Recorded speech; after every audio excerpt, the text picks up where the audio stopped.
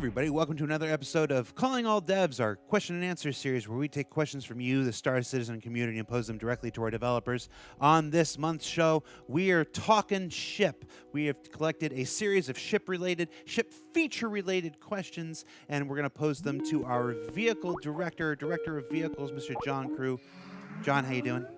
Hey, I'm good, thanks. How are you? Are we all right? Let's jump right into this because we got questions, we got time. Our first question: we've seen on ISC recently that work has begun on ship-to-ship docking, ship-to-station docking. Can you give us an update on both? Yep, I sure can.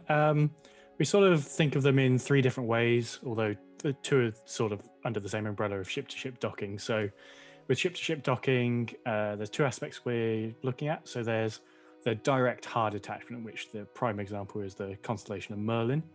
And then there's ship-to-ship docking as a general, which is just any ship with a docking port connecting to another one.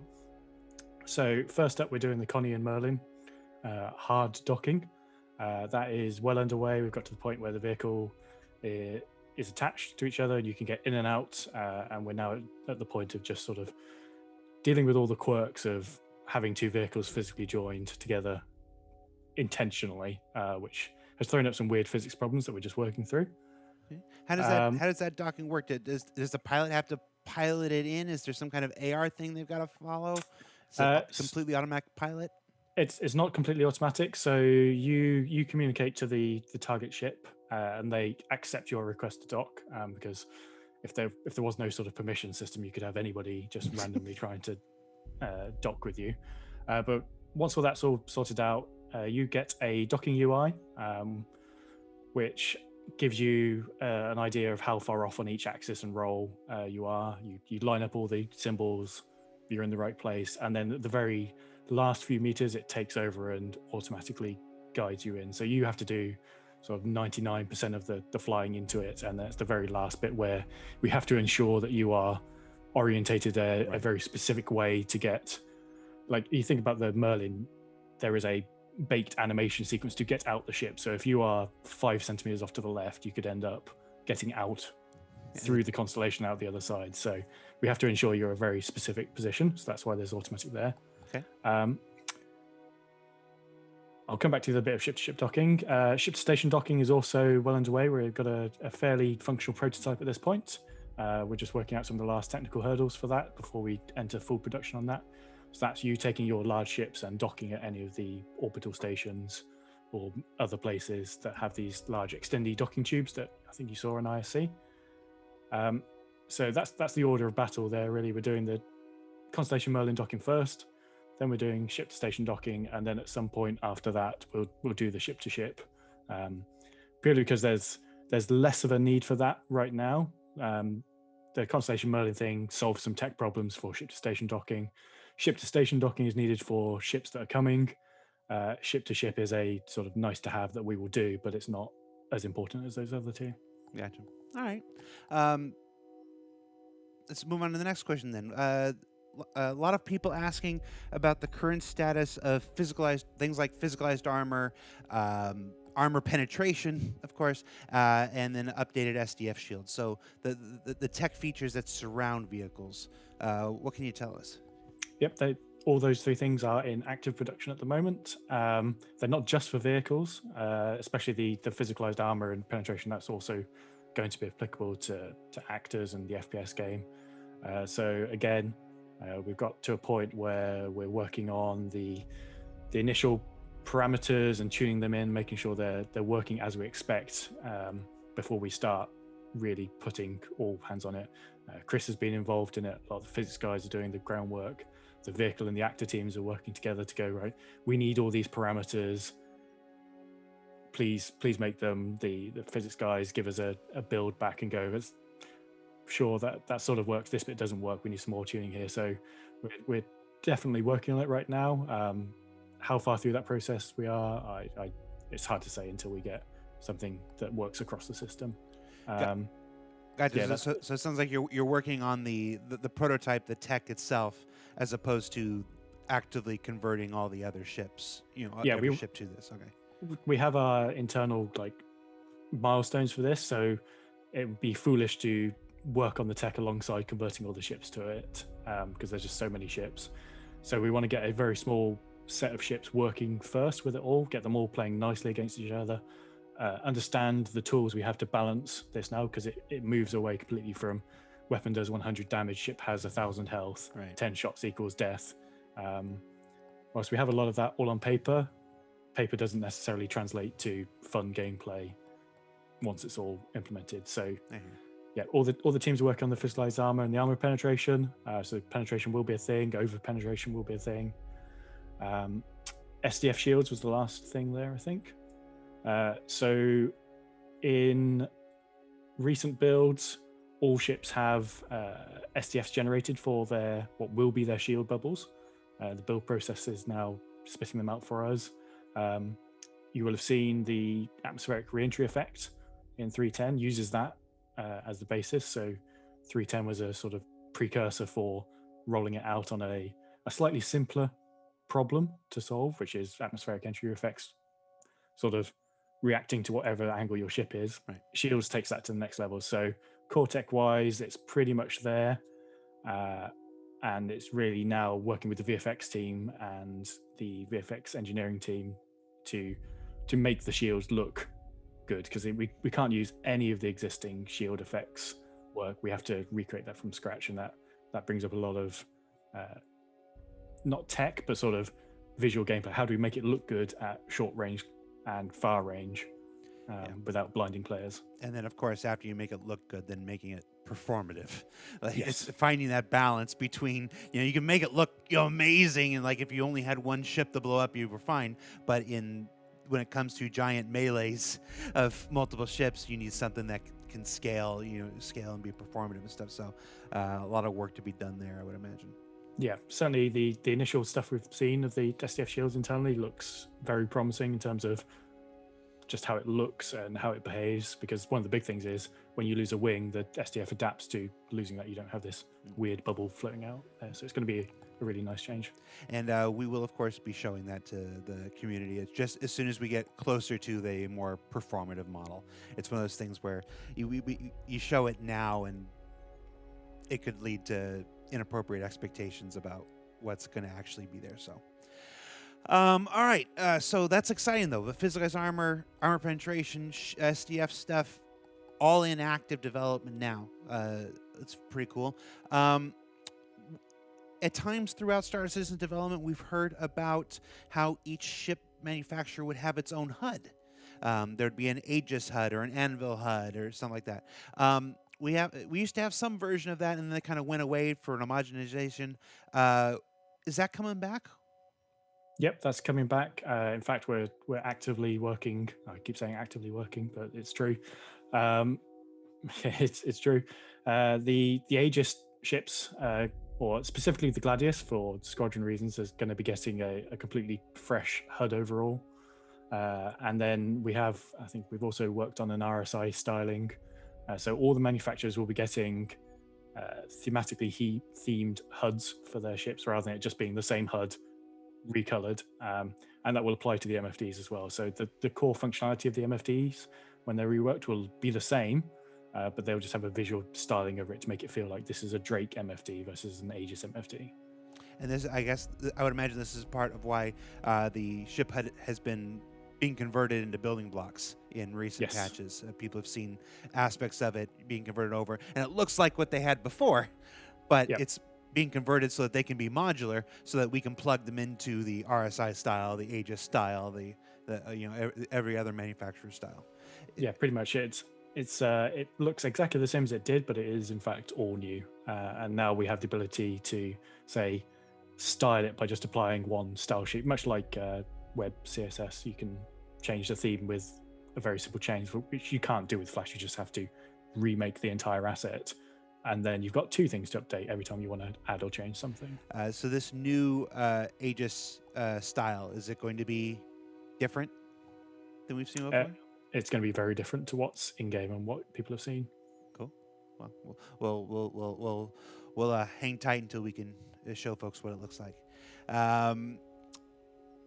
Another big popular question when it comes to vehicles or vehicle tech that folks have been waiting for: the ability to spawn smaller vehicles inside larger vehicles, whether that's the Pisces inside the Carrack or a rover, Ursa rover inside a Constellation.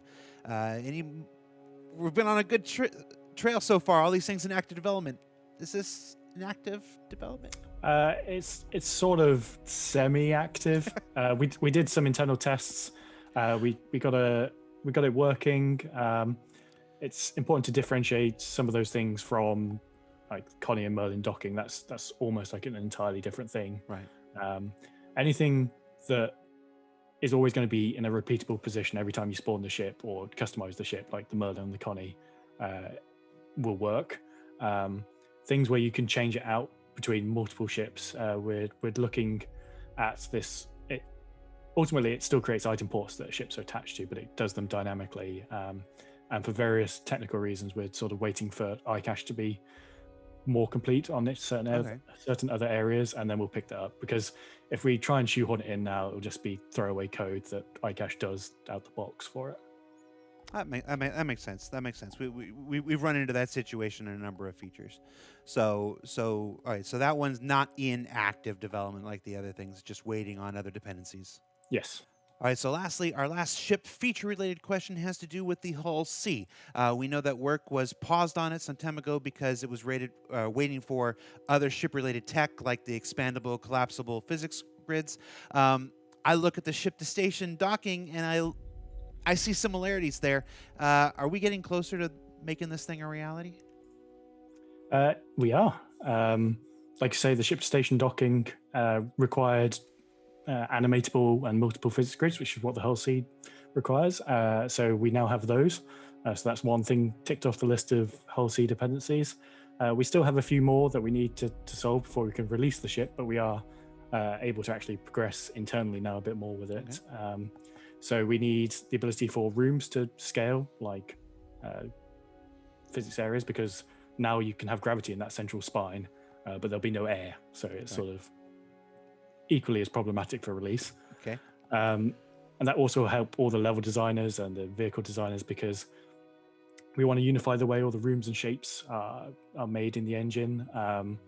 At the moment, they're all sort of individual shapes. So a design has to go in and mark up a room for the air. An audio design has to go in and mark up a room for the audio volume.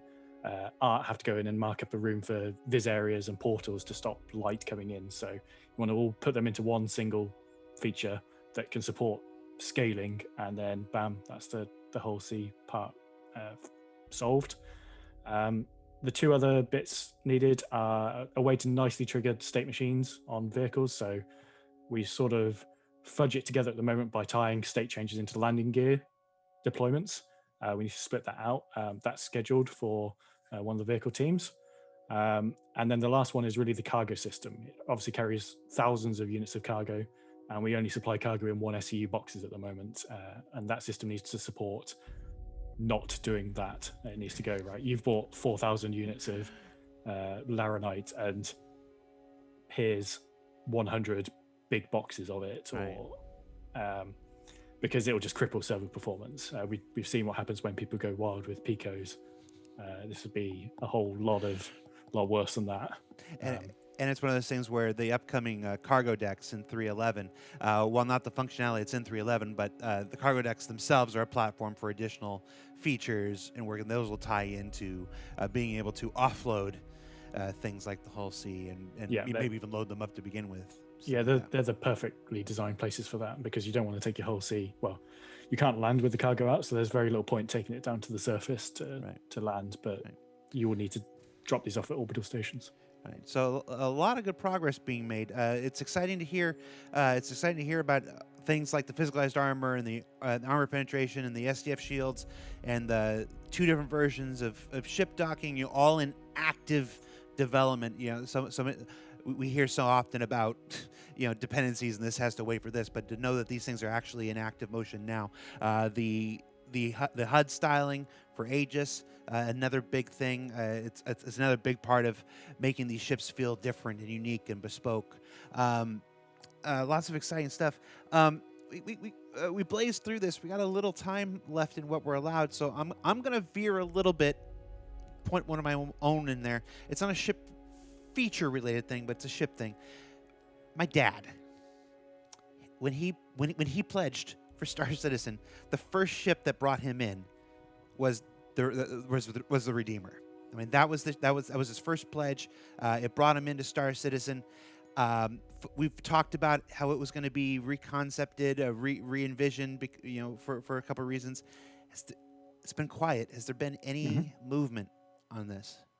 Yeah, so we talked about this a while back about moving it into a sort of a full gunship role, and that has happened. We had a little holo viewer of it at the Fleet Week, Invictus Launch Week event. So if you were eagle-eyed, you will have spotted the Redeemer was there in the holo viewer, and it wasn't quite looking the same as it does in the hangars, or it does in the original concept. So we have done some work on it, and I can maybe share a few pictures of it before this gets redacted. Okay. So yeah, a gunship needs lots of guns. So I can't quite remember off the top of my head the sizings of these, but the exterior of the Redeemer has pretty much been entirely reworked, but keeping it in the same style as it was. We were on the fence about, do we just move it to a different manufacturer because it looks so different to Aegis. But in the end, we decided to keep it Aegis. We'll keep the Nutcracker wings, but we'll just do a little massaging of all the shapes here to bring it more into the Aegis style. So the nose has changed, the turret design has changed, the tail has changed. It's not quite as rounded as it was. There's some harsher Aegis lines in there. Still got the wheels on the bottom. We toyed around with skids, but we'll keep it to the original concept. You can see here there's a lot more Aegis shapes. Right. I'm trying to do my best Paul Jones impersonation. I think the tail's slightly changed as well. So it has a manned turret on the top, manned turret on the bottom that are entirely accessible from within the ship. You don't need to go on a little ghost train ride out into outer space to get to the turrets anymore. Still has the ramp on the back.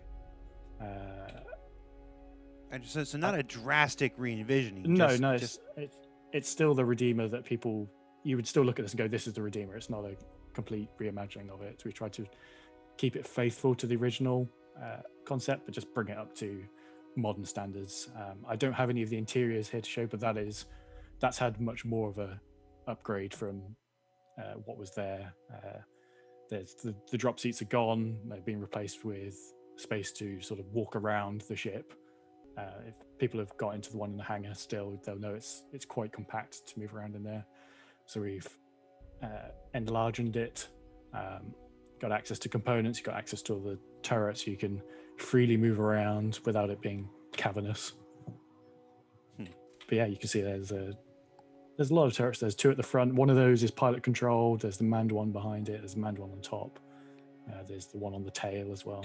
So yeah, this is really designed for hovering around. These Nutcrackers will rotate for VTOL. So you can really go full AC-130 style and engage in ground combat. Nice. This is still the concept mesh we're looking at. This isn't being actively built in engine right now. This isn't being actively worked on by the vehicle team right now. This is the pre-production concept pass. Just like any other ship, we for ones that have been previously available and are going to go back into production, we treat them as a new ship. We take them through the entire concept pipeline to just vet that everything is there that it needs to be there before artists put pen to paper. Okay. Well, that's enough of your surprise treats. All right. Well, thank you so much, John. The Redeemer looks like it's in good hands. I think folks will be really happy to see that it's made some progress here. Of course, when it does go into active production, we will let the community know and keep an eye on the public roadmap for when you can expect it in any live release. So, John, I'll let you go. Thank you so much, man. Thank you. That's been good. All right, that about does it for this episode of Calling All Devs. A special thanks to John Crewe for taking time to be here on the show with us for this special Talkin' Ship episode. Remember, you can submit your questions for consideration on each episode up in the thread up on Spectrum. So for Calling All Devs, I'm Jared Huckabee. Until next time, take care.